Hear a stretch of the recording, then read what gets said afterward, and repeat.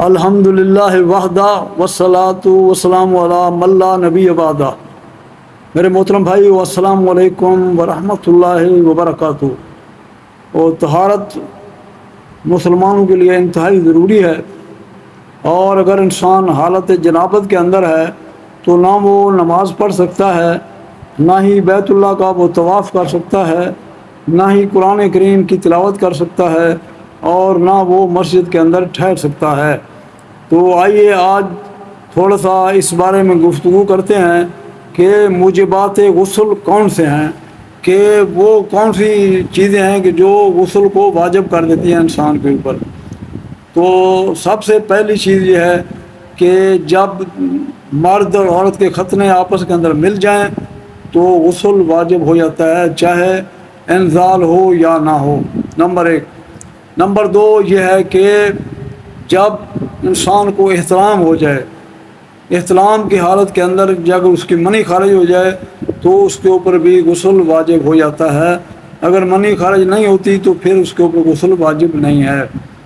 اور تیسری چیز کہ جب عورتوں کو حیض آتا ہے، ماہواری جس کو کہتے ہیں، اس کا خون آتا ہے تو اس کے اوپر جب اس کا خون بند ہو جائے تو اس کے اوپر غسل واجب ہو جاتا ہے۔ اور چوتھی چیز یہ ہے کہ جب بچہ پیدا ہوتا ہے عورت کا، اس خون کو نفاس کہتے ہیں، جب وہ نفاس کا خون جب آنا بند ہو جائے، ختم ہو جائے تو اس کے اوپر بھی غسل واجب ہو جاتا ہے، چوتھی چیز۔ پانچویں چیز یہ ہے کہ اللہ کے نبی صلی اللہ علیہ وآلہ وسلم کا فرمان ہے، صحیحین کی روایت ہے بخاری مسلم کی، کہ غسل الجمعۃ واجب علی کل محتلم، یعنی کہ جس کے اوپر جمعہ واجب ہے اس کے اوپر جمعے کا غسل کرنا بھی واجب ہے، اور یہ جمعے کے لیے غسل کرنا ہر بالغ کے اوپر واجب ہے۔ یہ پانچویں چیز تھی۔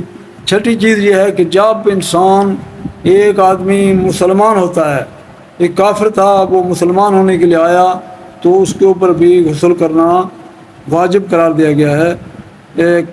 قیس بن عاصم رضی اللہ تعالیٰ عنہ فرماتے ہیں کہ میں جب نبی کریم صلی اللہ علیہ وسلم کے پاس اسلام لانے کے لیے آیا تو اللہ کے نبی صلی اللہ علیہ وسلم نے مجھے بیری کے پتوں اور پانی سے غسل کرنے کا حکم دیا۔ یہ احمد، ابو داؤد، نسائی اور ترمذی کی روایت ہے، اور یہ صحیح روایت۔ اسی طریقے سے جو چھٹی چیز ہے کہ جب انسان موت جو ہے، جب انسان مر جاتا ہے تو اس کو جو دوسرے بندے ہیں اس کو وہ غسل دیں۔ یہ بھی بعض علماء نے اس موت کو بھی موجبات غسل میں سے اس کو قرار دیا ہے، موجبات غسل میں سے قرار دیا ہے موت کو بھی، کہ اللہ کے نبی صلی اللہ علیہ وسلم جب حجۃ الوداع کے موقع پر تھے تو ایک صحابی کو، وہ اونٹنی کے اوپر سوار تھا، وہ اونٹنی نے اس کو گرا دیا اور وہ فوت ہو گیا، تو اللہ کے نبی صلی اللہ علیہ وسلم نے صحابہ کرام کو حکم دیا کہ اس کو پانی اور بیری کے پتوں سے اس کو غسل دو۔ یہ بھی بخاری اور مسلم کی روایت ہے۔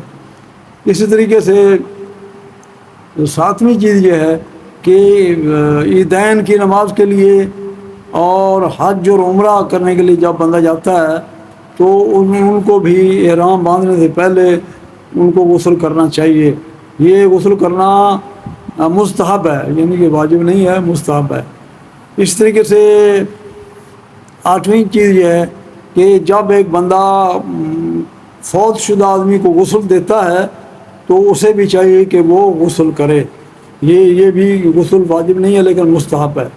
تو یہ پوائنٹ تھے کہ جس کی وجہ سے انسان کے اوپر غسل کرنا ضروری ہو جاتا ہے۔ اللہ تعالیٰ سے دعا ہے کہ اللہ تعالیٰ ہمیں دین کی صحیح سمجھ عطا فرمائے۔ اقول قولی ھذا استغفر اللہ لی ولکم ولسائر المسلمین فاستغفروہ انہ هو الغفور الرحیم۔ السلام علیکم ورحمۃ اللہ وبرکاتہ۔